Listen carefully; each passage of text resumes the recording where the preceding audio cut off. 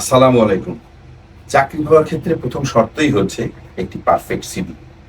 কিন্তু আপনি জানেন কি, ৮০ থেকে ৯০% এইচআর প্রফেশনাল মাত্র ৬ সেকেন্ডে আপনার সিভির ভাগ্য নির্ধারণ করে ফেলে।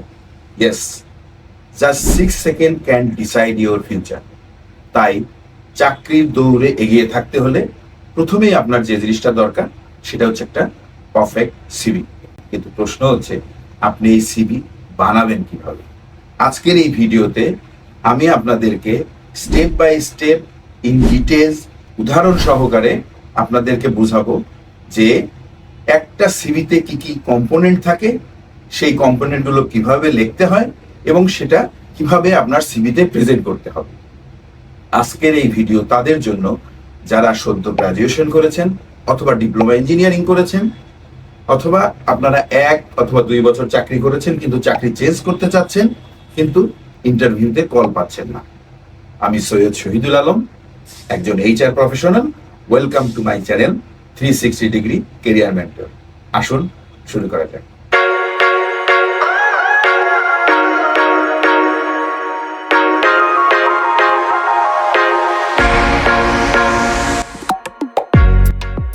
তো ভিউয়ার্স, এখন আমরা একটা সিভিতে এসেনশিয়াল কম্পোনেন্ট কি কি থাকে সেগুলো এক নজরে দেখে নিচ্ছি, যেগুলো আমরা পরবর্তীতে একটা একটা করে ব্যাখ্যা করব। আমাদের সিভির প্রথম কম্পোনেন্ট হচ্ছে name and contract address, career objective এবং সামারি, এডুকেশন, স্কিল, ইন্টার্নশিপ বা volunteer experience, academic project, certification বা course, achievement, extra curriculum activities, personal information, reference and signature. এই ১২টি যদি আপনি সঠিকভাবে লিখেন, আপনার সিভি একটি ডকুমেন্টেশনই হবে না, হবে একটি প্রফেশনাল ব্র্যান্ড প্রেজেন্টেশন। চলুন আমরা প্রতিটি স্টেপ ডিটেলসে আলোচনা করি। আমরা প্রথমেই শুরু করব নেম এন্ড কন্ট্রাক্ট ইনফরমেশন দিয়ে। একটা সিভির শুরুতেই থাকে সেই দরজা যেটা খুলে রিক্রুটার আপনার কাছে পৌঁছাতে পারে, আর সেই দরজাই হলো কন্ট্রাক্ট ইনফরমেশন। প্রথমেই আপনার নামটা কিভাবে লিখতে হবে। আপনার নামের ক্ষেত্রে মনে রাখতে হবে যেটা আপনার সার্টিফিকেটে আছে সেই নামটা আপনি পরিষ্কার করে লিখবেন। এবং এক্ষেত্রে বলে রাখা দরকার, যদি আপনার নিকনেম আপনি বেশি পরিচিত হন, সেক্ষেত্রে আপনি নিকনেমটা ব্র্যাকেটে দিতে পারেন, স্ক্রিনে দেওয়া আছে এইভাবে লিখতে পারেন। নাম্বার 2 হচ্ছে আপনার ফোন নাম্বার। ফোন নম্বর যেটা আপনার অ্যাক্টিভ ফোন নম্বর সেটা পরিষ্কার করে লিখবেন। এর সাথে একটা কথা বলে রাখি, যদি আপনার হোয়াটসঅ্যাপ নাম্বার না থাকে তাহলে অবশ্যই আপনি একটা হোয়াটসঅ্যাপ নাম্বার খুলবেন এবং এটা সিভিতে দিবেন। এক্ষেত্রে রিক্রুটার আপনার সাথে ভয়েস এবং চ্যাট দুটোই করতে পারবেন। ৩ নম্বর হচ্ছে প্রফেশনাল ইমেল আইডি।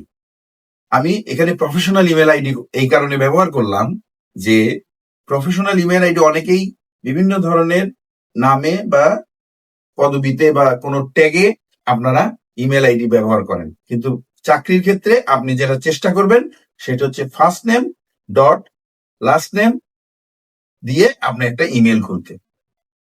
এখানে ফার্স্ট নেম এবং লাস্ট নেম যদি না পাওয়া যায় তাহলে আপনি জন্মসাল দিতে পারেন, কিন্তু কোনোভাবেই এরকম ইমেল আইডি ব্যবহার করবেন না cuteboy@gmail.com বা cricketfan.bangladesh@live.com, এগুলো অ্যাভয়েড করবেন। তারপরের যে ইনফরমেশনটা দেওয়া দরকার সেটা হচ্ছে কন্ট্যাক্ট অ্যাড্রেস। একটা সময় ছিল কন্ট্রাক্ট অ্যাড্রেসে আমাদের সাথে একটা ফর্মাল একটা চিঠি আসতো ইন্টারভিউ কলের জন্য, কিন্তু এখন সেটা চেঞ্জ হয়ে গেছে। তারপরেও কন্ট্রাক্ট ইনফরমেশনটা চাকরির লোকেশনের ক্ষেত্রে খুবই প্রাসঙ্গিক। কন্ট্রাক্ট অ্যাড্রেস হচ্ছে আপনার প্রেজেন্ট অ্যাড্রেস, যেখানে যে অ্যাড্রেসে চিঠি গেলে আপনি পাবেন সেটাই আপনাকে দিবেন। এখানে যদি আপনি টেক বা ক্রিয়েটিভ ফিল্ডে জব খুঁজতে চান তাহলে আপনার গিটহাব পোর্টফোলিওটা এখানে যোগ করতে হবে। এবং ফাইনালি এই সেকশন সম্পর্কে আমি যেটা বলতে চাই সেটা হচ্ছে, এটাকে জটিল করা যাবে না, ক্লামজি করা যাবে না, অতিরিক্ত ইনফরমেশন দেওয়া যাবে না। এটাকে ক্লিন করতে হবে, প্রফেশনাল রাখতে হবে, যাতে রিক্রুটার আপনাকে সহজেই অ্যাক্সেস করতে পারে। সেকেন্ড পার্ট হচ্ছে আপনার কেরিয়ার অবজেক্টিভ লেখা।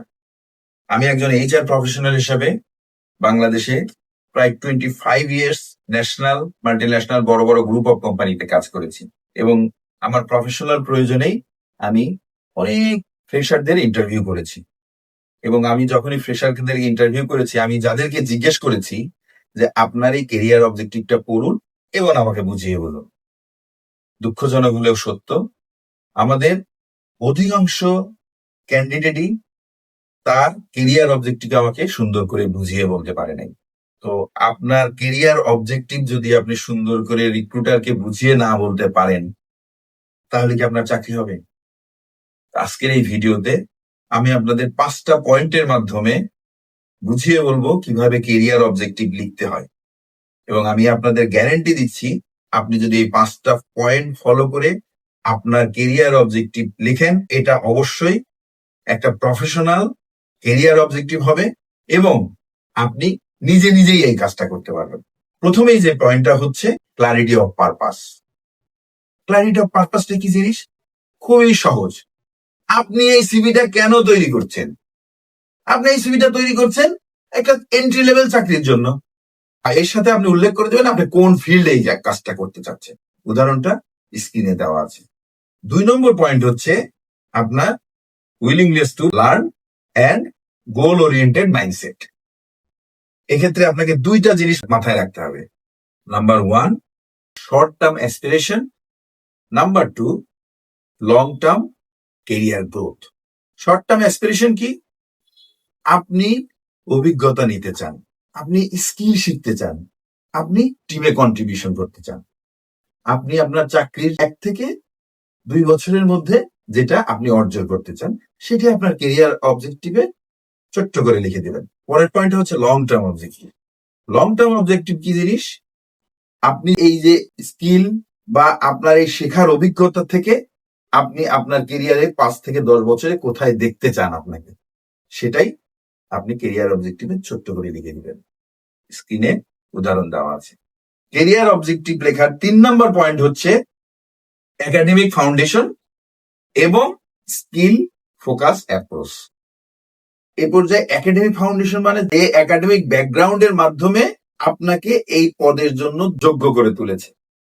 এর সাথে আপনি দিবেন আপনার এমন 2 অথবা 3টা স্কিল যেটা আপনি যে জবের জন্য অ্যাপ্লাই করছেন সেই জবের সাথে ডাইরেক্টলি ম্যাচ করে, এরকম একটা লাইন আপনাকে কেরিয়ার অবজেক্টিভে দিতে হবে।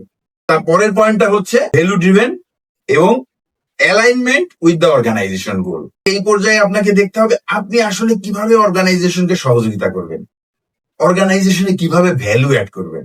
এখানে আপনি কি চান সেটা জরুরি না, জরুরি হচ্ছে অর্গানাইজেশনকে আপনি কিভাবে কন্ট্রিবিউট করতে পারবেন, সেই জিনিসটা আপনার কেরিয়ার অবজেক্টিভে থাকতে হবে।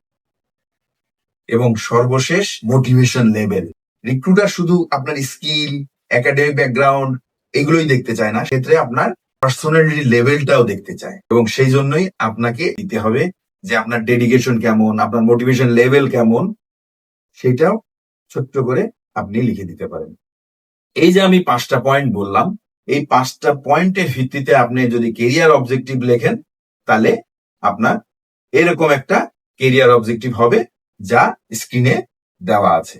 এছাড়াও আমি আরো 2-3টা কেরিয়ার অবজেক্টিভ কমেন্টস বক্সে দিয়ে রাখবো বিভিন্ন প্রফেশনালদের জন্য, যাতে করে আপনি সেখান থেকে এই 5টা পয়েন্টের আলোকে নিজের মতো করে একটি কেরিয়ার অবজেক্টিভ লিখতে পারেন। আজকের ভিডিও এ পর্যন্তই। পরবর্তী কম্পোনেন্টগুলো আমি পার্ট 2তে বিস্তারিত আলোচনা করব। এছাড়াও যদি আপনার কেরিয়ার রিলেটেড কোনো ভিডিও আপনারা চান সেটা আমাকে কমেন্টস বক্সে জানাতে পারেন, আমি আপনাদের চাহিদা অনুযায়ী ভিডিও তৈরি করার চেষ্টা করব। Thank you.